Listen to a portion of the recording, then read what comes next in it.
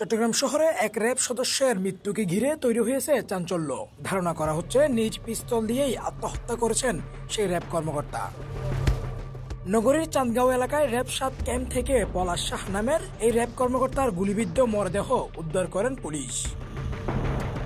বুধবার দুপুর 12:30টার দিকে র্যাব ৭-এর চাঁদগাঁও কার্যালয়ের ৩য় তলায় এ ঘটনা ঘটে। নিহত পলাশ সাহা ৩৭তম বিসিএস পুলিশ ক্যাডারের কর্মকর্তা ছিলেন। তিনি র্যাব ৭-এর সিনিয়র সহকারী পুলিশ সুপার হিসেবেও কর্তব্যরত ছিলেন।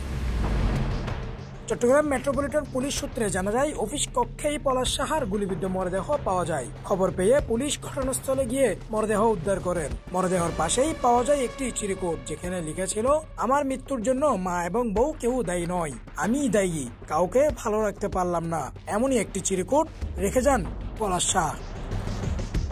পরবর্তীতে মরদেহটিকে ময়নাতদন্তের জন্য পাঠানো হয় চট্টগ্রাম মেডিকেল কলেজ হাসপাতালে। ময়নাতদন্ত শেষে লাশ পরিবারের কাছে হস্তান্তর করা হবে বলে জানান র্যাব ৭।